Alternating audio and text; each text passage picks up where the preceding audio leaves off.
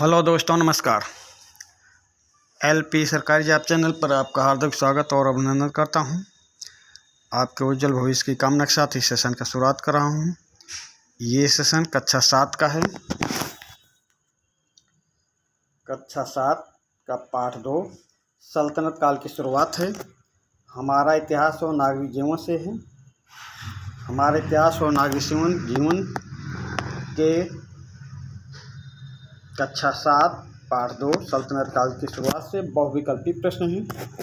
इस पाठ से जो बहुविकल्पी प्रश्न बन सकते थे वो बहुविकल्पी प्रश्न आपके पास भेज रहा हूँ, और जो आपकी पाठ पुस्तक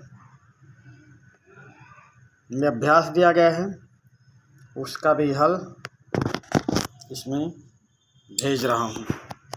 तो चलिए प्रश्न को ध्यानपूर्वक पढ़ेंगे, समझेंगे, नोटबुक में लिखेंगे, चारों ऑप्शन को अच्छी तरह समझेंगे, पढ़ेंगे, नोटबुक में लिखेंगे और सही से उत्तर देने का प्रयास करेंगे। तो चलिए बहुविकल्पी प्रश्नों को देखते हैं। पहला प्रश्न है, सल्तनत कालीन शासकों ने शासन का केंद्र दिल्ली को बनाया। इन्होंने लगभग कितने साल तक शासन किया? प्रश्न नंबर 1, सल्तनत कालीन शासकों ने शासन का केंद्र दिल्ली को बनाया।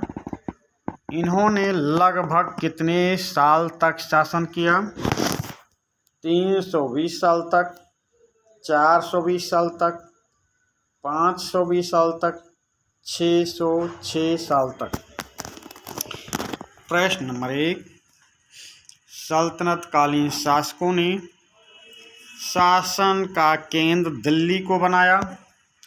इन्होंने लगभग कितने साल तक शासन किया? 320 साल तक, 420 साल तक, 520 साल तक, 606 साल तक। प्रश्न नंबर 1, सल्तनत कालीन शासकों ने शासन का केंद्र दिल्ली को बनाया। इन्होंने लगभग 320 साल तक शासन किया। यानी प्रश्न नंबर 1 का ऑप्शन ए सही उत्तर होगा। प्रश्न नंबर 2 पे आ जाएं। मोहम्मद गौरी की मृत्यु कब हुई थी? मोहम्मद गौरी की मृत्यु कब हुई थी?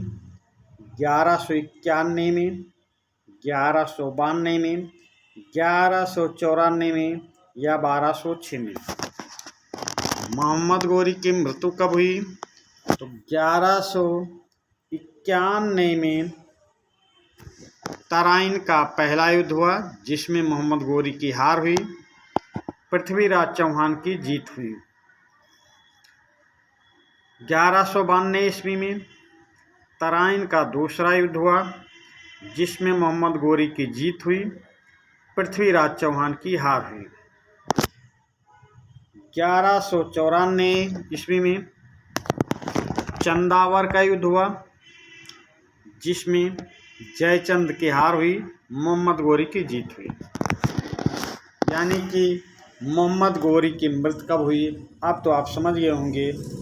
ऑप्शन डी 1206 ईस्वी में मोहम्मद गौरी की मृत्यु कब हुई? 1206 ईस्वी में। प्रश्न नंबर 2 का ऑप्शन डी सही उत्तर होगा। प्रश्न नंबर 3, मोहम्मद गौरी की मृत्यु के बाद कौन शासक बना? मोहम्मद गौरी की मृत्यु के बाद कौन शासक बना? गयासुद्दीन तुगलक शासक बना, खिज्र खां शासक बना, बहलोल लोदी शासक बना या कुतुबुद्दीन ऐबक शासक बना? मोहम्मद गौरी की मृत्यु के बाद कौन शासक बना? गयासुद्दीन तुगलक, खिज्र खान, बहलोल लोदी या कुतुबुद्दीन ऐबक? तो प्रश्न नंबर 3 का सही उत्तर होगा मोहम्मद गौरी की मृत्यु के बाद कौन शासक बनता है? वो बनता है कुतुबुद्दीन ऐबक। यानी प्रश्न नंबर 3 का ऑप्शन डी सही उत्तर होगा। ये प्रश्न नंबर 3 भी है पर प्रश्न अलग है, नंबरिंग में गलती है। प्रश्न 3 देखें, कुतुबुद्दीन ऐबक ने कब तक शासन किया? कुतुबुद्दीन ऐबक ने कब तक शासन किया? 1206 तक, 1208 तक, 1210 तक, 1212 तक। प्रश्न नंबर 3, कुतुबुद्दीन ऐबक ने कब तक शासन किया?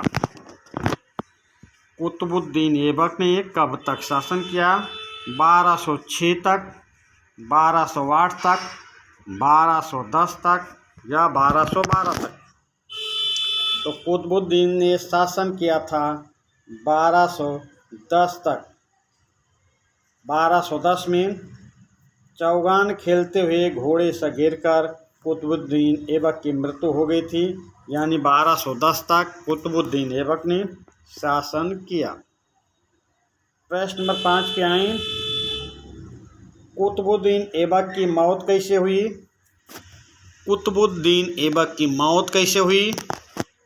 युद्ध में मारा गया था, घोड़े से गिरकर मृत्यु हो गई थी, कैंसर हो गया था, उसके बेटे ने मार दिया था। प्रश्न नंबर 5, कुतुबुद्दीन ऐबक की मौत कैसे हुई? युद्ध में मारा गया, घोड़े से गिरकर मृत्यु हुई, कैंसर हो गया, उसके बेटे ने मार दिया था। प्रश्न नंबर 5, कुतुबुद्दीन ऐबक की मृत्यु हुई थी घोड़े से गिरकर चौगान खेलते समय। प्रश्न नंबर 5 का ऑप्शन बी सही उत्तर होगा। प्रश्न नंबर 6 पे आ जाएं, चौगान खेलते समय घोड़े से गिरकर किसकी मृत्यु हुई? चौगान खेलते समय घोड़े से गिरकर किसकी मृत्यु हुई? तो इल्तुतमिश की मृत्यु हुई, या रजिया की मृत्यु हुई, या कुतुबुद्दीन ऐबक की मृत्यु हुई, या बहराम शाह की मृत्यु हुई। प्रश्न नंबर 6, चौगान खेलते समय घोड़े से गिरकर किसकी मृत्यु हुई? इल्तुतमिश की मृत्यु हुई, रजिया की मृत्यु हुई, कुतुबुद्दीन ऐबक की मृत्यु हुई, या बहराम शाह की मृत्यु हुई। तो चौगान खेलते समय घोड़े से गिरकर मृत्यु होती है कुतुबुद्दीन ऐबक की, यानी प्रश्न नंबर 6 का ऑप्शन सी सही उत्तर होगा। प्रश्न नंबर 8 पे आए, प्रश्न नंबर 8, कुतुबुद्दीन ऐबक की मृत्यु के बाद कौन शासक बना? कुतुबुद्दीन ऐबक की मृत्यु के बाद कौन शासक बना? इल्तुतमिश शासक बना, रजिया शासक बनी, बहराम शाह शासक बना, आराम शाह शासक बना। प्रश्न नंबर 8, कुतुबुद्दीन ऐबक की मृत्यु के बाद कौन शासक बना? इल्तुतमिश शासक बना, रजिया शासक बनी, बहराम शाह शासक बना, या आराम शाह शासक बना। तो प्रश्न नंबर 8 का सही उत्तर होगा कुतुबुद्दीन ऐबक की मृत्यु के बाद उसका बेटा आराम शाह शासक बनता है। प्रश्न नंबर 8 का ऑप्शन डी सही उत्तर होगा। आराम शाह आराम से शासक बना और आराम से 8 महीने बाद गद्दी से उतर गया, यानी इल्तुतमिश ने मार दिया था। चलिए अगले प्रश्न पे आ जाएं। प्रश्न नंबर 8, इल्तुतमिश सत्ता संभालने के बाद अपनी राजधानी किसे बनाया था? इल्तुतमिश सत्ता संभालने के बाद इल्तुतमिश ने सत्ता संभालने के बाद इल्तुतमिश ने सत्ता संभालने के बाद अपनी राजधानी किसे बनाया था? लाहौर को बनाया था, आगरा को बनाया था, कोलकाता को बनाया था, या दिल्ली को बनाया था। प्रश्न नंबर 8, इल्तुतमिश सत्ता संभालने के बाद अपनी राजधानी किसे बनाया था? लाहौर को बनाया था, आगरा को बनाया था, कोलकाता को बनाया था या दिल्ली को बनाया था? तो इल्तुतमिश सत्ता संभालने के बाद अपनी राजधानी बनाया था दिल्ली को। प्रश्न नंबर 8 का ऑप्शन डी सही उत्तर होगा। चलिए अगले प्रश्न पे चलते हैं। प्रश्न नंबर 9, सरदार जिन्हें अमीर कहा जाता था वह किस कबीले के होते थे? सरदार जिन्हें अमीर कहा जाता था वो किस कबीले के होते थे? तुर्क कबीले के होते थे, अफगान कबीले के होते थे, दोनों कबीले के होते थे, किसी कबीले विशेष के नहीं होते थे? प्रश्न नंबर 9, सरदार जिन्हें अमीर कहा जाता था वो किस कबीले के होते थे? तुर्क कबीले के होते थे, अफगान कबीले के होते थे, दोनों कबीले के होते थे या किसी कबीले के नहीं होते थे? तो प्रश्न नंबर 9, सरदार जिन्हें अमीर कहा जाता था वो तुर्क कबीले के भी होते थे और अफगान कबीले के भी होते थे। तो प्रश्न नंबर 9 का सही उत्तर होगा ऑप्शन सी। प्रश्न नंबर 9 का ऑप्शन सी सही उत्तर होगा। दोनों कबीले के होते थे, यानी तुर्क कबीले और अफगान कबीले। चलिए प्रश्न नंबर 10 पे आ जाएं।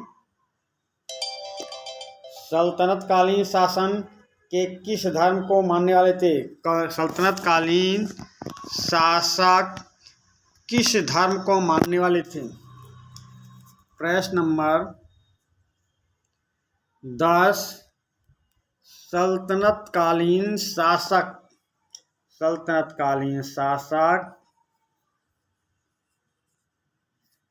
किस धर्म को मानने वाले थे? किस धर्म को मानने वाले थे? इस्लाम धर्म को मानने वाले थे, बौद्ध धर्म को मानने वाले थे, क्रिश्चियन धर्म को मानने वाले थे या जैन धर्म को मानने वाले थे? प्रश्न नंबर 10, सल्तनत कालीन शासक किस धर्म को मानने वाले थे? इस्लाम धर्म को मानने वाले थे, बौद्ध धर्म को मानने वाले थे, क्रिश्चियन धर्म को मानने वाले थे या जैन धर्म को मानने वाले थे? तो प्रश्न नंबर 10 का सही उत्तर होगा इस्लाम धर्म को मानने वाले थे। प्रश्न नंबर 10 का सही ऑप्शन ए होगा। अगले प्रश्न पे आ जाएं। प्रश्न नंबर 11, सल्तनत कालीन शासन के बाहरी देशों से आए थे, ये शासन के विशेष किस पर जोर दे? ये शासक विशेष ध्यान किस पर देते थे? सल्तनत कालीन शासक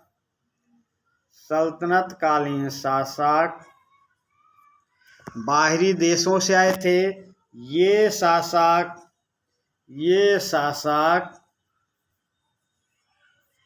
किस पर ध्यान देते थे? प्रश्न नंबर 11, सल्तनत कालीन शासक बाहरी देशों से आए थे, ये शासक विशेष ध्यान किस पर देते थे? तुर्क अमीरों को खुश रखना चाहते थे, उलेमा धार्मिक वर्ग को खुश रखना चाहते थे, हिंदुस्तानी जनता से सतर्क रहते थे, उपर्युक्त सभी पर ध्यान देते थे? प्रश्न नंबर 11, सल्तनत कालीन शासक बाहरी देशों से आए थे, ये शासक विशेष ध्यान किस पर देते थे? तो ये शासक विशेष ध्यान देते थे तुर्क अमीरों को खुश रखना चाहते थे, उलेमा धार्मिक वर्ग को खुश रखना चाहते थे, हिंदुस्तानी जनता से सतर्क रहते थे, यानी उत्तर आपका सही होगा डी। प्रश्न नंबर 11 का सही ऑप्शन डी होगा, उपर्युक्त सभी पर ध्यान देते थे। चलिए अगले प्रश्न पे आ जाएं। प्रश्न नंबर 12, सल्तनत कालीन शासकों में किन किन वंशों ने शासन किया? सल्तनत कालीन शासकों में किन किन वंशों ने शासन किया? प्रारंभिक तुर्क गुलाम वंशों ने, खिलजी वंश ने, तुगलक वंश ने, सैयद वंश ने लोधी वंश ने या उपर्युक्त सभी वंशों ने। सल्तनत कालीन शासकों में किन किन वंशों ने शासन किया? प्रारंभिक तुर्क गुलाम वंशों ने, खिलजी वंशों ने, तुगलक शासक वंश ने, सैयद वंश ने, लोधी वंश ने या उपर्युक्त सभी ने।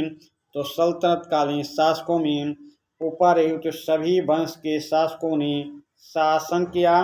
प्रश्न नंबर 12 का ऑप्शन F सही उत्तर होगा। अगले प्रश्न पे आ जाएं। प्रश्न नंबर 13, कुरान खान, लाख बख्श आदि उपाधियां किसकी थीं? कुरान खान, लाख बख्श आदि उपाधियां किसकी थीं? मोहम्मद गोरी की थीं, कुतुबुद्दीन ऐबक की थीं, इल्तुतमिश की थीं या बहलोल लोदी की थीं? प्रश्न नंबर 13, कुरान खान, लाख बख्श आदि उपाधियां किसकी थीं? कुरान खान, लाख बख्श आदि उपाधियां किसकी थीं? मोहम्मद गोरी की थीं, कुतुबुद्दीन ऐबक की थीं, इल्तुतमिश की थीं या बहलोल लोदी की थीं? तो प्रश्न नंबर 13 का सही उत्तर होगा कुरान खान और लाख बख्श आदि उपाधियां कुतुबुद्दीन ऐबक की थीं। प्रश्न नंबर 13 का ऑप्शन बी सही उत्तर होगा। प्रश्न नंबर 14 पे आ जाएं। कुतुब मीनार का निर्माण किसने करवाया? कुतुब मीनार का निर्माण किसने करवाया? इल्तुतमिश ने करवाया था, कुतुबुद्दीन ऐबक ने करवाया था, फिरोज शाह तुगलक ने करवाया था या अलाउद्दीन खिलजी ने करवाया था? प्रश्न नंबर 14, कुतुब मीनार का निर्माण किसने कराया था? इल्तुतमिश ने करवाया था, कुतुबुद्दीन ऐबक ने करवाया था, फिरोज शाह तुगलक ने करवाया था या अलाउद्दीन खिलजी ने? तो कुतुब मीनार का निर्माण करवाया था कुतुबुद्दीन ऐबक ने। प्रश्न नंबर 14 का ऑप्शन बी सही उत्तर होगा।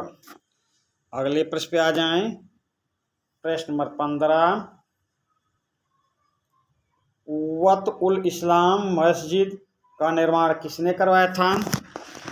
कुव्वत इस्लाम मस्जिद का निर्माण किसने करवाया था? रजिया सुल्तान ने, इल्तुतमिश ने, कुतुबुद्दीन ऐबक ने या बहराम शाह ने? कुव्वत इस्लाम मस्जिद का निर्माण किसने करवाया था? रजिया सुल्तान ने, इल्तुतमिश ने, कुतुबुद्दीन ऐबक ने या बहराम शाह ने? तो कुव्वत इस्लाम मस्जिद का निर्माण करवाने वाले थे कुतुबुद्दीन ऐबक। प्रश्न नंबर 15 का ऑप्शन सी सही उत्तर होगा। अगले प्रश्न पे आ जाएं। प्रश्न नंबर 15, कुतुबुद्दीन ऐबक निम्न में से किसका निर्माण करवाया था? कुतुबुद्दीन ऐबक ने निम्न में से किसका निर्माण करवाया था?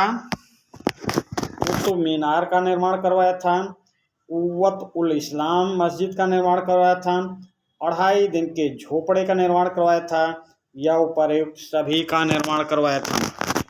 प्रश्न नंबर 15, कुतुबुद्दीन ऐबक ने निम्न में से किसका निर्माण करवाया था? कुतुब मीनार का निर्माण करवाया था, कुव्वत इस्लाम मस्जिद का निर्माण करवाया था या 2.5 दिन के झोपड़े का निर्माण करवाया था या उपर्युक्त सभी का निर्माण करवाया था? तो प्रश्न नंबर 15 का सही उत्तर होगा उपर्युक्त सभी का निर्माण कुतुबुद्दीन ऐबक ने करवाया था। प्रश्न नंबर 15 का ऑप्शन डी सही उत्तर होगा। प्रश्न नंबर 16 पे आ जाएं। कुतुब मीनार की शुरुआत ऐबक ने की थी, परंतु इसको पूर्ण किसने करवाया था? कुतुब मीनार की शुरुआत ऐबक ने की थी, परंतु इसको पूर्ण किसने करवाया था? बाबर ने पूर्ण करवाया था, हुमायूं ने पूर्ण करवाया था, अकबर ने पूर्ण करवाया था या इल्तुतमिश ने पूर्ण करवाया था। प्रश्न नंबर 16, कुतुब मीनार की शुरुआत ऐबक ने की थी, परंतु इसको पूर्ण किसने करवाया था? तो कुतुब मीनार का कार्य पूर्ण करवाया था, निर्माण पूर्ण करवाया था इल्तुतमिश ने। प्रश्न नंबर 16 का ऑप्शन डी सही उत्तर होगा। प्रश्न नंबर 17 पे आ जाएं। कुतुबुद्दीन ऐबक की मृत्यु के बाद शासक कौन बना? कुतुबुद्दीन ऐबक की मृत्यु के बाद शासक कौन बना? तो यहाँ पे एक बात ध्यान से सुन लें। कुतुबुद्दीन ऐबक की मृत्यु के बाद उसका एक अयोग्य पुत्र आराम शाह 8 माह के लिए शासक बनता है। कुतुबुद्दीन ऐबक की मृत्यु के बाद उसका अयोग्य पुत्र आराम शाह 8 माह के लिए शासक बनता है, परंतु उसका दामाद इल्तुतमिश ने आराम शाह को मारकर गद्दी से हटाकर खुद शासक बन जाता है। अब प्रश्न ये है कि कुतुबुद्दीन ऐबक की मृत्यु के बाद शासक कौन बना? ऑप्शन में देखें, इल्तुतमिश बना, मोहम्मद बिन तुगलक बना, बहलोल लोदी बना या जलालुद्दीन खिलजी बना। तो आराम शाह ऑप्शन में है नहीं। आराम शाह के बाद कौन शासक बनता है? आराम शाह को मारकर कौन शासक बनता है? इल्तुतमिश बनता है। तो कुतुबुद्दीन ऐबक की मृत्यु के बाद शासक बना इल्तुतमिश। प्रश्न नंबर 17 का ऑप्शन ए सही उत्तर होगा। प्रश्न नंबर 18, 40 गुलाम सरदारों का संगठन तुर्कान-ए-चहलगामी का निर्माण किसने किया था? प्रश्न नंबर 40 प्रश्न नंबर 18 40 गुलाम सरदारों का संगठन तुर्कान-ए-चहलगामी का निर्माण किसने किया था? बलबन ने किया था, इल्तुतमिश ने किया था, मोहम्मद गोरी ने किया था या कुतुबुद्दीन ऐबक ने किया था?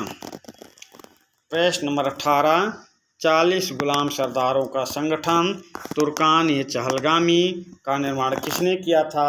बलबन ने, इल्तुतमिश ने, मोहम्मद गोरी ने या कुतुबुद्दीन ऐबक ने? तो ये निर्माण किया था इल्तुतमिश ने।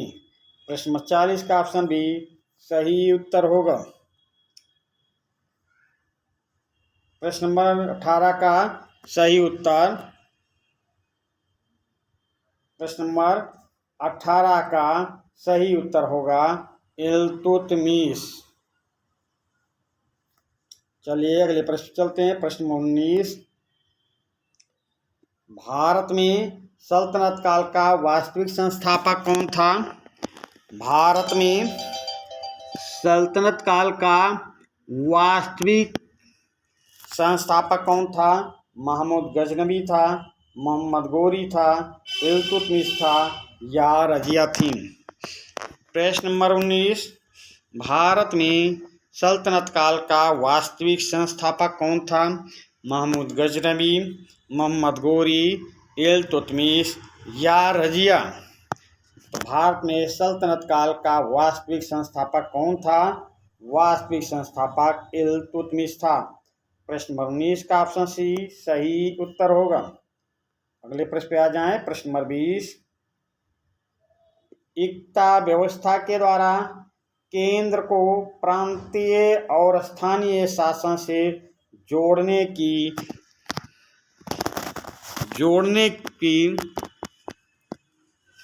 कोशिश किसने की?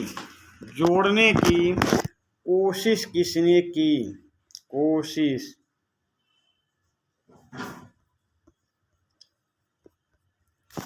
प्रश्न नंबर 20, एकता व्यवस्था के द्वारा केंद्र को प्रांतीय और स्थानीय शासन से जोड़ने की कोशिश किसने की? कुतुबुद्दीन ऐबक ने, मोहम्मद गोरी ने, अलाउद्दीन खिलजी ने या इल्तुतमिश ने? एकता व्यवस्था के द्वारा केंद्र को प्रांतीय और स्थानीय शासन से जोड़ने की कोशिश किसने की? तो ये जोड़ने की कोशिश की इल्तुतमिश ने। प्रश्न नंबर 20 का ऑप्शन डी सही उत्तर होगा। प्रश्न नंबर 21 पे आ जाएं। रजिया से पूर्व किस देश में महिलाओं ने रानियों के रूप में शासन किया?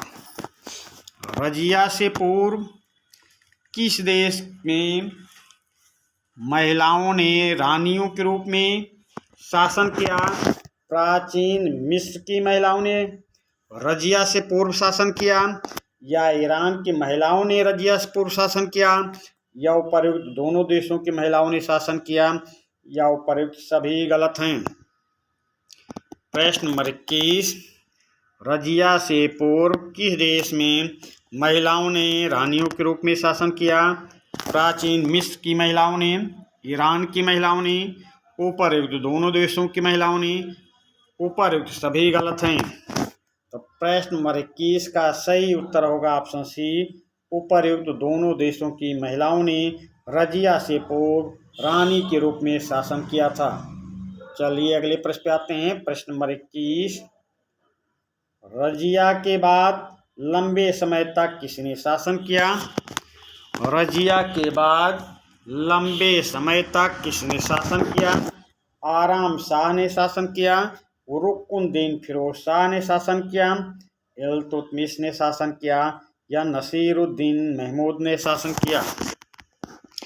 प्रश्न नंबर 21, रजिया के बाद लंबे समय तक किसने शासन किया? आराम शाह ने किया, रुकुनुद्दीन फिरोज शाह ने किया, इल्तुतमिश ने किया, या नसीरुद्दीन महमूद ने? तो प्रश्न नंबर 21 का सही उत्तर होगा नसीरुद्दीन महमूद ने। रजिया के बाद लंबे समय तक शासन किया नसीरुद्दीन महमूद। ये इल्तुतमिश का पौत्र था, यानी बेटे का बेटा, रजिया का भतीजा था ये नसीरुद्दीन महमूद, जिसने 20 साल तक 1246 से 1266 तक शासन किया। 1246 से 1266 तक शासन किया। चलिए अगले प्रश्न पे आते हैं। प्रश्न नंबर 22, 40 तुर्की सरदारों के दल ने 1246 ईस्वी में किसे शासक बनाया था? 40 तुर्की सरदारों के दल ने 1246 ईस्वी में किसे शासक बनाया था? नसीरुद्दीन महमूद को, बलबन को, गुगरा खां को, या क्यूमर्स को? प्रश्न नंबर 40, प्रश्न नंबर 22, 40 तुर्की सरदारों ने प्रश्न नंबर 22, 40 तुर्की सरदारों के दल ने 1246 ईस्वी में किसे शासक बनाया? नसीरुद्दीन महमूद को, बलबन को, गुगरा खां को, या क्यूमर्स को? तो 40 तुर्की सरदारों के दल ने 1246 में शासक बनाया था नसीरुद्दीन महमूद को। प्रश्न नंबर 22 का ऑप्शन ए सही उत्तर होगा। अगले प्रश्न पे आ जाएं। प्रश्न नंबर 23, नसीरुद्दीन महमूद ने किस अमीर को अपना बनाया? किस अमीर को अपना नायाब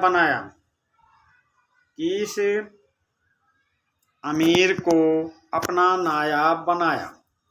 नसीरुद्दीन महमूद ने किस अमीर को अपना नायाब बनाया? बलबन को बनाया था, क्यूमर्स को बनाया था, गुगरा खां को बनाया था, या जलालुद्दीन खिलजी को?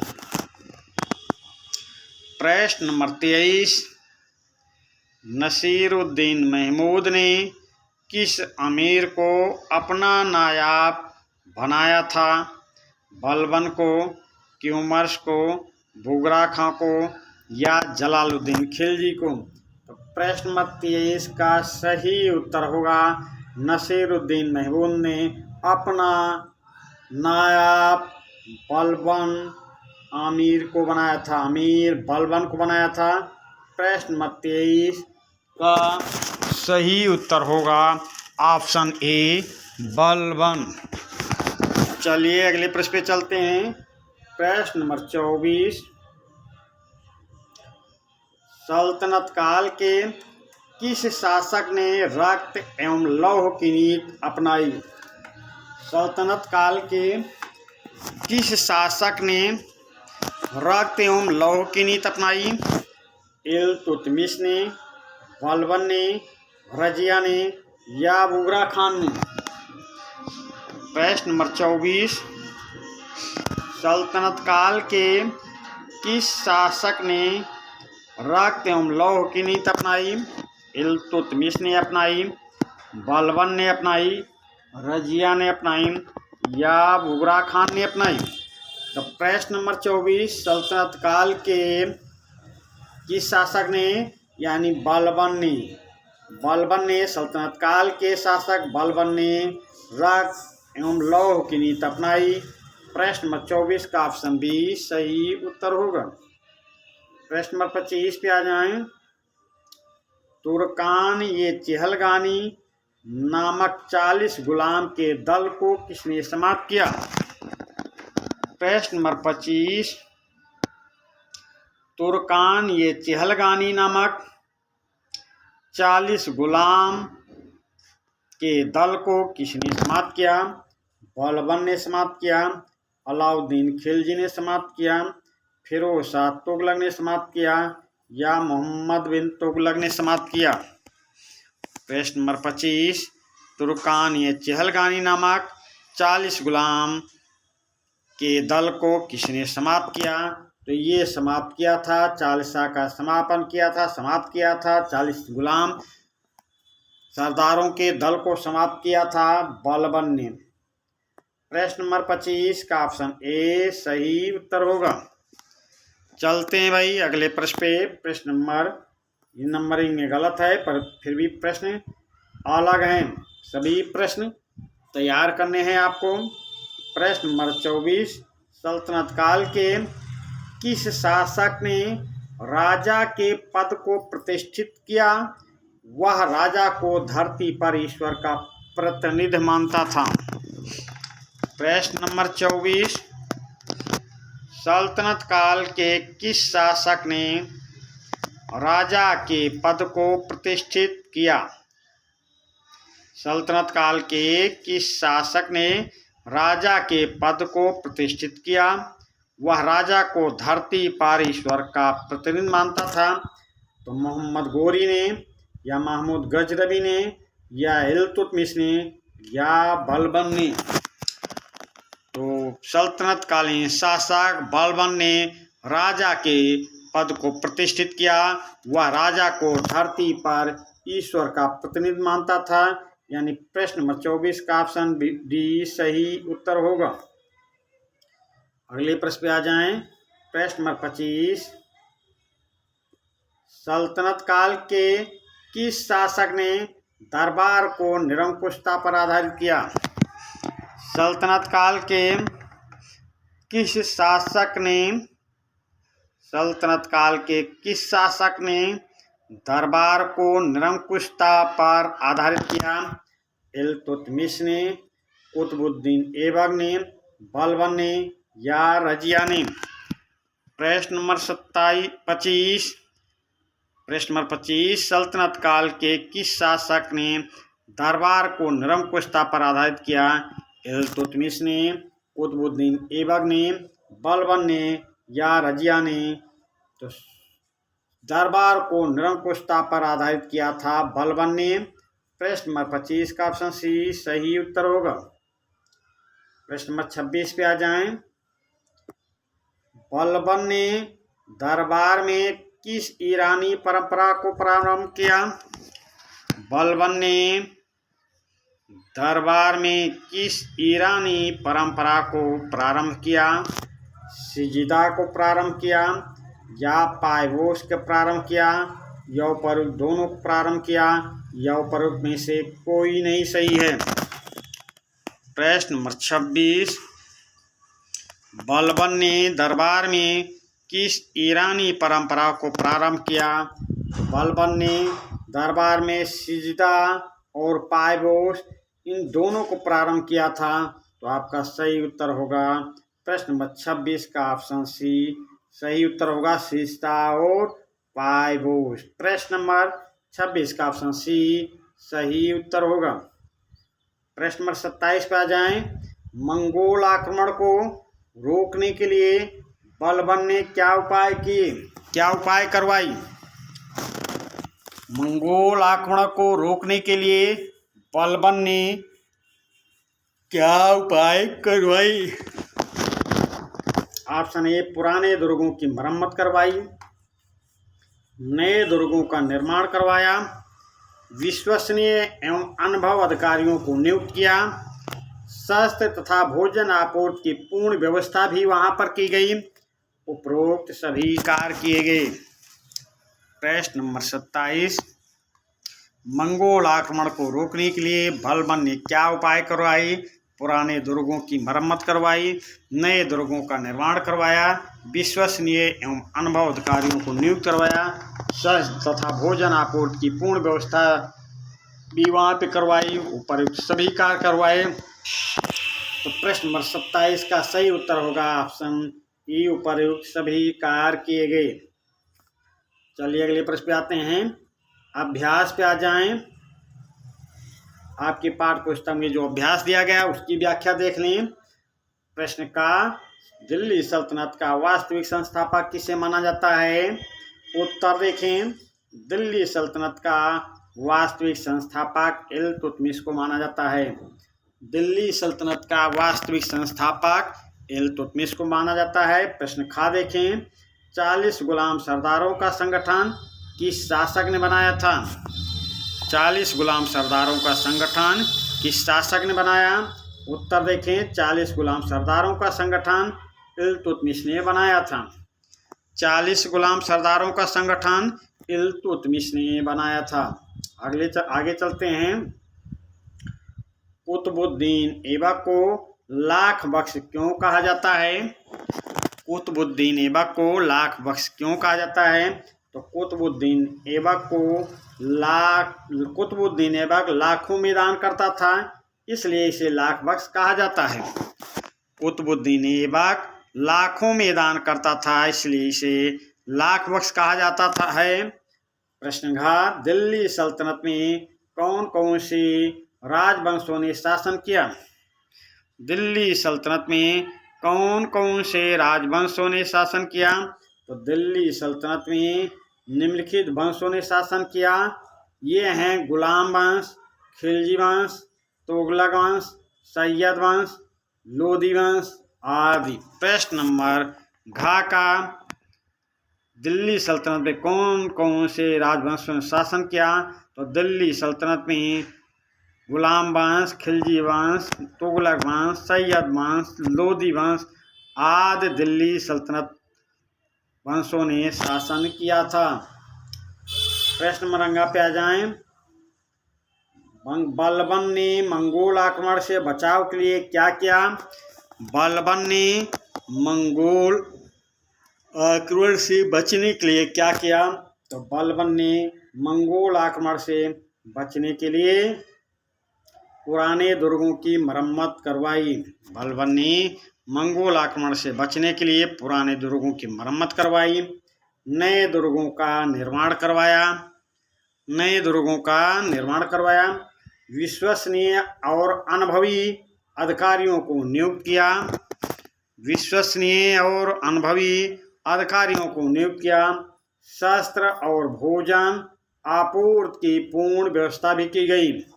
शस्त्र और भोजन आपूर्ति की पूर्ण व्यवस्था की गई। चलिए अगले देखते हैं क्या है। सही मिलान कीजिए। 2.5 दिन का झोपड़ा, टंका एवं जीतल, प्रथम मुस्लिम शासक, सिजदा एवं पायवोश। दूसरी ओर है रजिया, कुतुबुद्दीन ऐबक, बलबन, इल्तुतमिश। तो 2.5 दिन का झोपड़ा देख लें भाई। तो 2.5 दिन का झोपड़ा कुतुबुद्दीन ऐबक ने बनवाया। टंका एवं जीतल इल्तुतमिश ने जारी किया था। प्रथम मुस्लिम शासक रजिया थी। सिजदा एवं पायबोश बलबन ने शुरुआत की थी। इस प्रकार ही सही मिलान हो गया है। आप सेशन को 2-3 बार देखें और नोटबुक में लिखने का प्रयास करें। चलिए अगला देखते हैं। रिक्त स्थानों की पूर्ति कीजिए। 2.5 दिन का झोपड़ा कुतुब मीनार को प्रांत एकता का प्रधान अधिकारी इल्तुतमिश ने बनवाया, ने पूर्ण करवाया, कहलाता है। वो अपना उत्तराधिकारी बनाया था। तो 2.5 दिन का झोपड़ा 2.5 दिन का झोपड़ा कुतुबुद्दीन ऐबक ने बनवाया था। कुतुबुद्दीन ऐबक ने बनवाया था। 2.5 दिन का झोपड़ा कुतुबुद्दीन ऐबक ने बनवाया था। दूसरा देखते हैं। कुतुब मीनार को इल्तुतमिश ने पूरा किया था। इल्तुतमिश ने पूरा करवाया था। दूसरे में इल्तुतमिश भरा जाएगा। तीसरा देखते हैं। प्रांत एकता का प्रधान अधिकारी क्या कहलाता था? इक्तेदार कहलाता था। इक्तेदार। चौथा देखें। इल्तुतमिश ने रिक्त स्थान को अपना उत्तराधिकारी बनाया था। तो किसे बनाया था? रजिया को अपना उत्तराधिकारी बनाया था। तो चलिए भाई, इसी प्रश्न के साथ इस सेशन का हम समापन करेंगे। फिर मिलेंगे अगले सेशन में। धन्यवाद।